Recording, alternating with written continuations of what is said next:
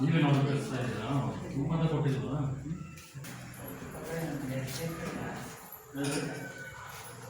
ಗಾಳಿ ಬಿಡಿಸುತ್ತೆ ಅಲ್ಲಿ ಹಾಕೊಂಡು ಅದೇ ಇಲ್ಲಿ ಗಾಳಿ ಇಲ್ಲಿಂದ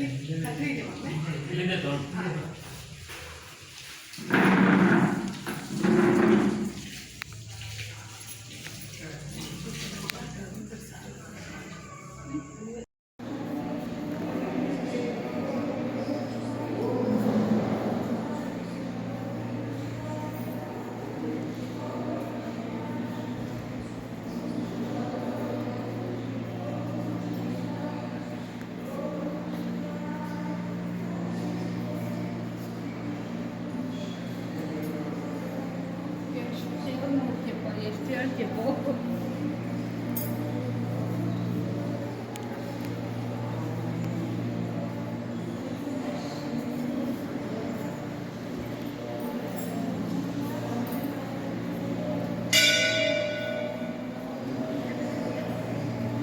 ಕೃಷ್ಣ ಹೇಳ್ತಾನೆ, ನನ್ನನ್ನ ಯಾರು ಯಾರು ಯಾವ ಯಾವ ಭಾವನೆಯಿಂದ ಉಪಾಸನೆ ಮಾಡ್ತಾರೆ ಅವರಿಗೆ ನಾನು ಹಾಗೆ ಹಾಗೆ ಒಲಿತೀನಿ.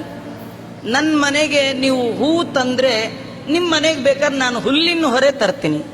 ಹೂವ ತರುವರ ಮನೆಗೆ ಹುಲ್ಲ ತರುವ. ಅವೇ ಲಕ್ಷ್ಮೀ ರಮಣ, ಜಗನ್ಮಾತೆಯಾದ ಲಕ್ಷ್ಮಿಗೆ ಗಂಡ. ಇಷ್ಟಿದ್ರೂ ಅವಾಗಿಲ್ಲ ಗರ್ವ, ಅವನಿಗೆ ಜಂಬನೇ ಇಲ್ಲ. ಯಾರಾದರೂ ಭಗವಂತನ ಅಧಿಷ್ಠಾನ ಇರುವ ಸಾಲಿಗ್ರಾಮದ ಮೇಲೆ ಒಂದ್ ಶಂಕ ನೀರು, ಒಂದಳ ತುಳಸಿ ಇಟ್ಟುಬಿಟ್ರೆ ಸಾಕು. ಅವ್ರ ಮನೇಲಿ ದೇವರು ಗೇಟ್ ಕೀಪರ್ ತರ ಕಾಯ್ತಾ ಇರ್ತಾನ. ಹೇಳಿದ ಕೆಲಸ ಮಾಡ್ತಾನ. ಬಕುತ ಜನ ಮುಂದೆ, ನೀನವರ ಹಿಂದೆ. ಯಾವಾಗ ನನ್ನ ಭಕ್ತರು ಕರೀತಾರೋ ಅವ್ರು ಕರೆದ್ರೆ ಸಾಕು ಅಂತ ಕಾಯ್ತಾ ಒಡಲ ನೆರಳಂದದಲ್ಲಿ ಎಮ್ಮೊಡನೆ ತಿರುಗುವನು. ದೇವ್ರು ಹಿಂದಿಂದೆ ಬರ್ತಾನಂತ. ಯಾಕಂದ್ರೆ ಅವ್ರು ನನ್ನ ಭಕ್ತ ಅಪ್ಪ, ಮುಂದೆ ಹೋಗ್ತಾ ಇದ್ದಾನೆ, ಅವನಿಗೇನು ತೊಂದರೆ ಬರಬಾರ್ದು, ಅವನ್ನ ನಾನು ನೋಡ್ಕೊಳ್ಬೇಕು, ಅದಕ್ಕೆ ಅವನು ಹಿಂದೆ ಇರ್ತೀನಿ ಅಂತ ದೇವರು ಹಿಂದಿಂದೆ ಓಡಾಡ್ತಾನೆ. ಭಕ್ತರಿಗೆ ಭಗವಂತ ಇಷ್ಟು ಅಧೀನನಾಗಿ ಹಿಂದಿಂದೆ ಸಂಚಾರ ಮಾಡ್ತಾನೆ. ನಾವು ದೇವರ ಪಾದ ಹಿಡಿಬೇಕು, ದೇವ್ರ ಕುತ್ತಿಗೆ ಹಿಡಿಬಾರ್ದು. ಕೆಲವ್ರು ಹಂಗೇ ರೀ ನೋಡಿ, ಕೆಲವರು ಈ ಗಂಟೆ ಬಾರಿಸ್ತಾರಲ್ಲ, ಪ್ರಾಣದೇವ್ರ ಕುತ್ತಿಗೆನೇ ಹಿಡ್ಕೊಂಡ್ಬಿಟ್ರೆ, ಕುತ್ತಿಗೆ ಹಿಡ್ಕೊಂಡು ಗಂಟೆ ಬಾರಿಸ್ ಇಲ್ಲ, ಅವ್ರ ಪಾದ ಹಿಡಿಬೇಕು. ಬಿಡೆ ನಿನ್ನ ಪಾದ ಮುಖ್ಯ ಪ್ರಾಣ, ಅವ್ರ ಪಾದ ಹಿಡ್ಕೋಬೇಕು. ಅದು ಎಡಗೈಲೆಲ್ಲ ಮುಟ್ಟೋ ಹಾಗಿಲ್ಲ, ಬಲಗೈಲೇ ಮುಟ್ಟಿ ಎಡಗೈಲಿ ಹಿಡ್ಕೋಬೇಕು. ದೊಡ್ಡವರದು ಪಾದ, ದೇವರ ಪಾದ, ಕುತ್ತಿಗೆ ಎಲ್ಲ ಹಿಡಿಬಾರದು.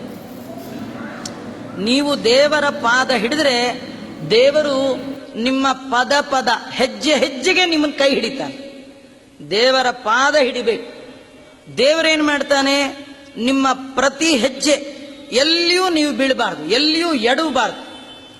ಭಗವಂತನ ಭಕ್ತರು ಜೀವನದಲ್ಲಿ ಎಡವಲ್ಲ, ಎಡುವುದ್ರು ಅವ್ರಿಗೆ ತೊಂದರೆ ಇಲ್ಲ. ಯಾಕಂದ್ರೆ ಅವರು ಎಡವೋ ಸಮಯದಲ್ಲಿ ಅವರು ಬೀಳದ ಹಾಗೆ ಅವರನ್ನ ಹಿಡಿಯಲಿಕ್ಕೆ ಅವರು ನಂಬಿದ ಭಗವಂತ ಅವರ ಹಿಂದಿಂದೆ ಇರ್ತಾನೆ. ಆದ್ರೆ ದೇವರ ಅಭಕ್ತರು ಬಿದ್ರೆ ಯಾರಿಲ್ಲ, ಯಾಕಂದ್ರೆ ಅವರು ಯಾರನ್ನೂ ನಂಬಿಲ್ಲ, ಅವರು ಉದ್ಧಾರನೂ ಆಗಲ್ಲ. ಆದ್ರಿಂದ ಭಗವಂತ ಭಕ್ತರಿಗೆ ಹಿಂದಿಂದೆ ಹೋಗ್ತಾನೆ.